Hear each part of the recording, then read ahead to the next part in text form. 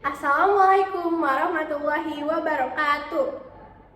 Saya Gaya Vanessa Ramadanti. Saya Andrani Safitri. Berdirinya kami di sini adalah untuk berceramah dengan judul Wanita Cantik adalah wanita yang pandai menjaga kehormatan dan diri.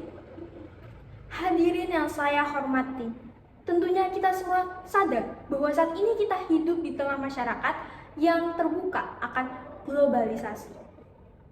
Kebudayaan baru masuk, namun kebudayaan baru itu tidak melulu berkaitan dengan hal buruk, tetapi pengetahuan dan wawasan baru yang bisa membuka pandang kita semua juga termasuk.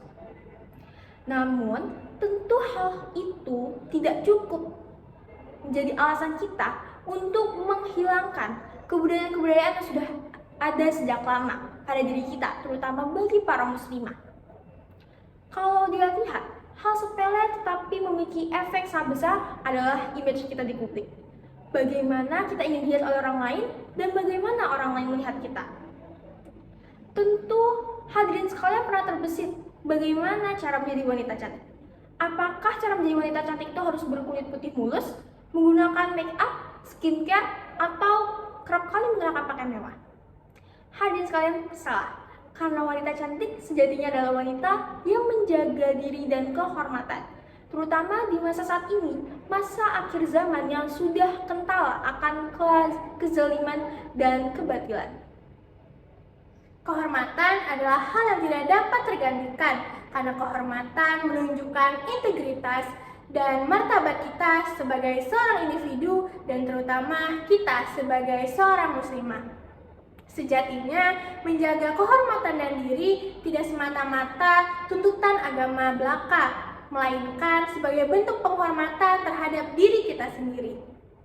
Dari Abdurrahman bin Auf, Rasulullah SAW bersabda, "Jika seorang wanita menjalankan sholat 5 waktu, berpuasa di bulan Ramadan, menjaga kemaluannya dan menaati suaminya, niscaya akan dikatakan kepadanya, masuklah engkau ke surga dari pintu yang mana saja yang engkau mau."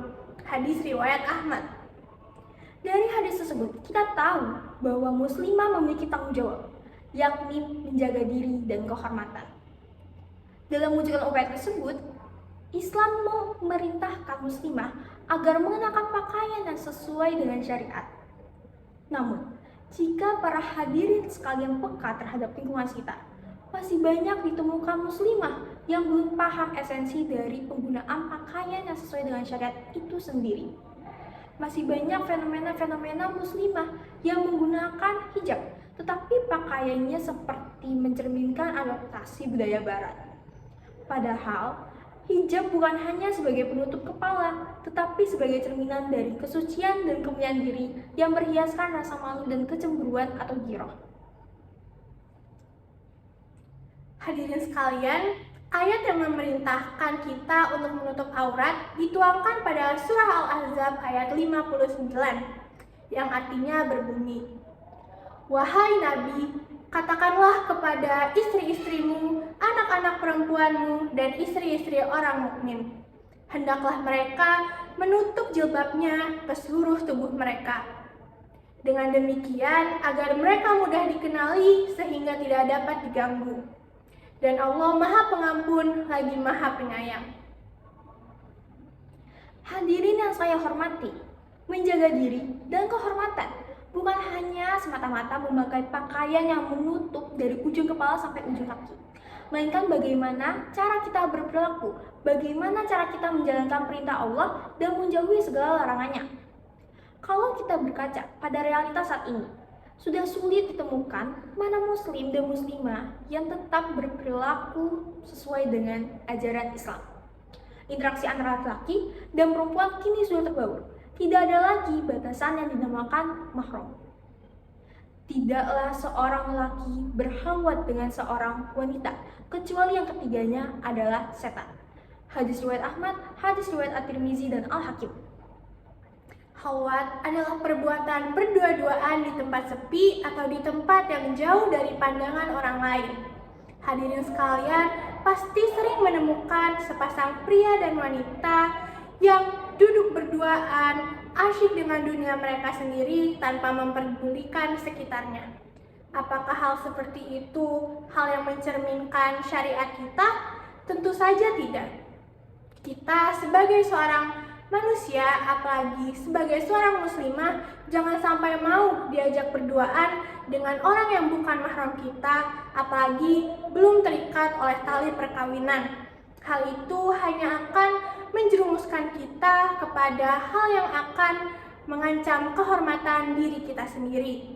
Lebih baik kita berdiskusi beramai-ramai agar terhindar dari fitnah dan terhindar dari hal-hal yang tidak diinginkan ke depannya. Jangan sampai kita menyesal jika syaitan berhasil menjerumuskan kita ke dalam zina. Nauzubillahi min dzalik. Seiring bertambahnya dengan usia dunia, semakin banyak rintangan yang harus kita tempuh untuk mencapai kekekalan yang nyata. Perlu kita tanamkan dalam pikiran hadirin sekalian bahwa nikmat sesungguhnya yang ingin kita capai adalah nikmat di akhirat. Jangan sampai kita mengorbankan nikmat di akhirat untuk semata-mata memenuhi nikmat kita di dunia. Marilah kita bersama-sama menjaga diri dan selalu memohon pertolongan dari Allah Subhanahu wa taala agar dijauhkan dari perilaku-perilaku yang batil. Karena sesungguhnya menjaga diri dan kehormatan adalah hal yang mudah dilakukan, namun bukan untuk disepelekan. Semoga ceramah kami mampu menjadi inspirasi untuk melakukan kebaikan dan wawasan bagi kita semua. Mohon maaf apabila terdapat kesalahan kata dan kata-kata yang menyinggung hadirin sekalian.